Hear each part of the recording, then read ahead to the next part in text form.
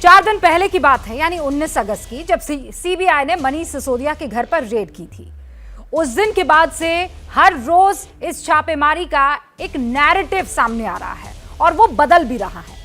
पहले यह कहा गया कि न्यूयॉर्क टाइम्स में दिल्ली के स्कूलों की तारीफ छपी है, ठीक है साहब, इसीलिए सीबीआई छापेमारी कर रही है।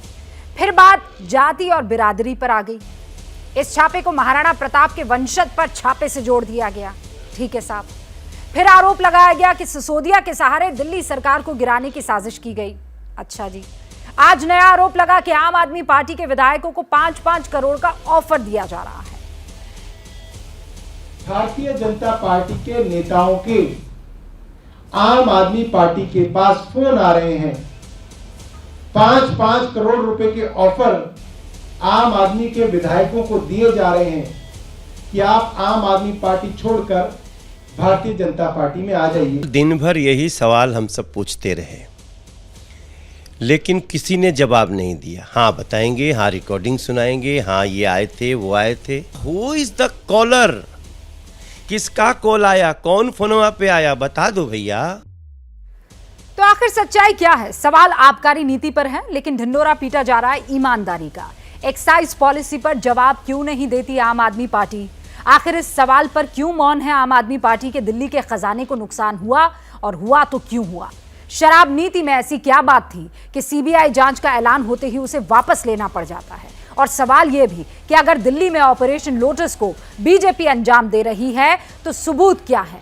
यह सवाल पूछा जाना बेहद जरूरी है, क्योंकि आम आदमी पार्टी को अभी तक मानहानि के कई मामलों में माफी मांगनी पड़ी है, मत भूलिए।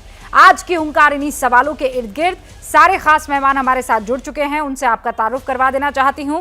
शाजिया इल्मी, राष्ट्रीय प्रवक्ता बीजेपी की, हमारे साथ जुड़ चुकी हैं।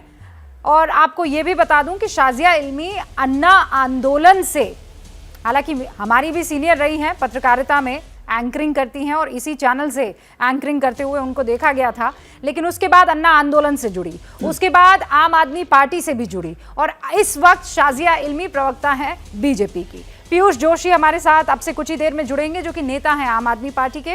रागिनी नायक भी इस वक्त आपको स्क्रीन पर नजर आ रही हैं, कांग्रेस की धाकड़ प्रवक्ता हैं, राष्ट्रीय प्रवक्ता के तौर पर। रागिनी, आपका भी स्वागत है। रवि श्रीवास्तव हमारे साथ जुड़ चुके हैं, राजनीतिक विश्लेषक हैं। रवि जी, स्वागत है आपका, मुस्कुरा दीजिए।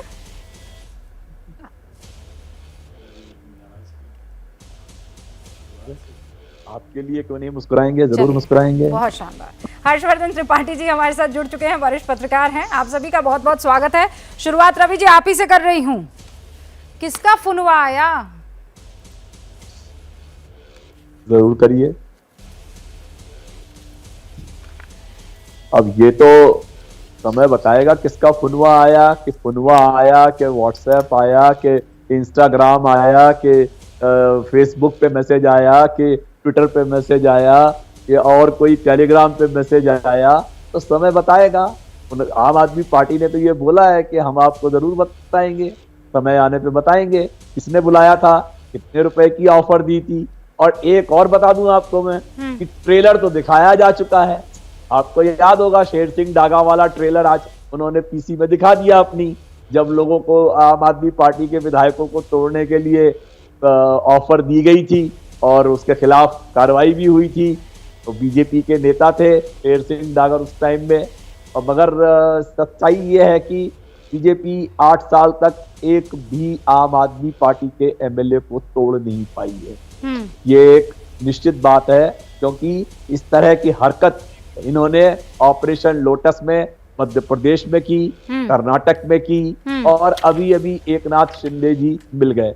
तो ये शायद मनीष सिसोदिया का भी एकनाथ शिंदे बनाना चाह रहे थे, पर लगता है कि वो कहीं पे रेडिसन ब्लू होटल नहीं मिला होगा, या फिर बाकी ले जाने के लिए विधायक नहीं मिले होंगे, कोई बिकने को तैयार नहीं हुआ होगा। पर रवि जी, ये ऑपरेशन, ये लोग तो किसी और 5 सितारा या 7 सितारा होटल का जिक्र कर रहे हैं और सवाल पूछ रहे हैं कि वो जो एक्यूज नंबर 11 है, जिसका नाम दिनेश अरोड़ा है, जिसके साथ अरविंद केजरीवाल की फोटो है, वो भाई साहब से वो कहाँ मिले थे, और मिले तो क्यों मिले थे, उनके साथ फोटो है तो क्यों फोटो है, बातचीत हुई तो क्यों बातचीत हुई? और सिर्फ ऐसे एक नहीं, बहुत सारे सवाल हैं जो बीजेपी के नेता आम आदमी पार्टी से पूछ रहे हैं, और वो कह रहे हैं हम कहते हैं एक्साइज ड्यूटी और आप कहते हो हम ईमानदार। हम कहते हैं एक्साइज पॉलिसी, आप कहते हो महाराणा प्रताप का वंशज। हम कहते हैं एक्साइज पॉलिसी और आप याद दिला देते हैं अन्ना आंदोलन। हम कहते हैं एक्साइज पॉलिसी और आप याद दिलाने की कोशिश करते हैं कि कैसे सारे के सारे नेताओं को ऑपरेशन लोटस के तहत खरीदने की कोशिश की गई। तो इधर उधर की बात ना कर वाली आज लाइन कह देनी चाहिए आपको। एबीपी न्यूज आपको रखे आगे।